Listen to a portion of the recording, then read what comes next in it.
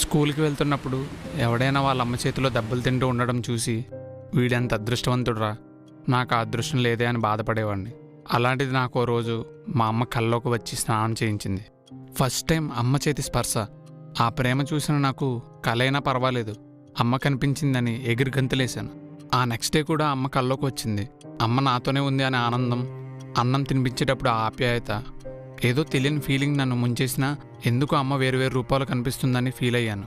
Next day కూడా కల్లోకి వచ్చి నన్ను రెడీ చేసింది, కానీ ఈసారి కూడా వేరే రూపంలో వచ్చింది. వీళ్ళల్లో మా అమ్మ ఎవరా, కనీసం అమ్మ ఫోటో కూడా లేకుండా పోయింది అని బాధపడుతున్న నాకు ఏదో పాత ఫైల్స్లో మా అమ్మ ఫోటో దొరికిందని మా అన్నయ్య ఒకటిచ్చాడు. అప్పటి వరకు కల్లోకి వచ్చిన ఎవరి ఫేస్లు కూడా మా అమ్మ ఫేస్లా లేవు.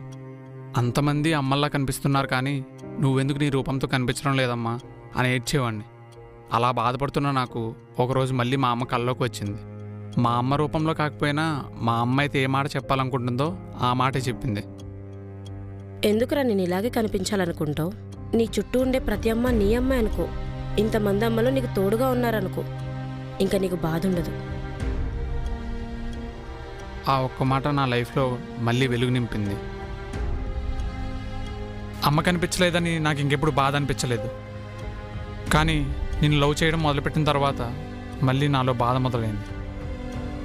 కల్లోకి వస్తావు, కానీ నా దరిద్రం ఏంటంటే నీ రూపంతో నీ పేరుతో రావు.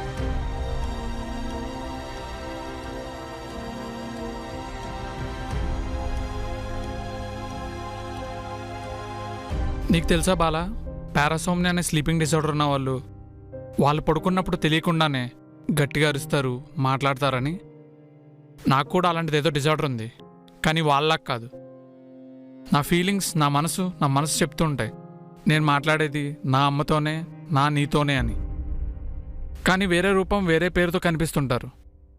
నీకు చాలాసార్లు చెప్దాం అనుకున్నాం, కానీ నువ్వు సో సిల్లీ అంటావేమని భయపడి చెప్పలేకపోయాను.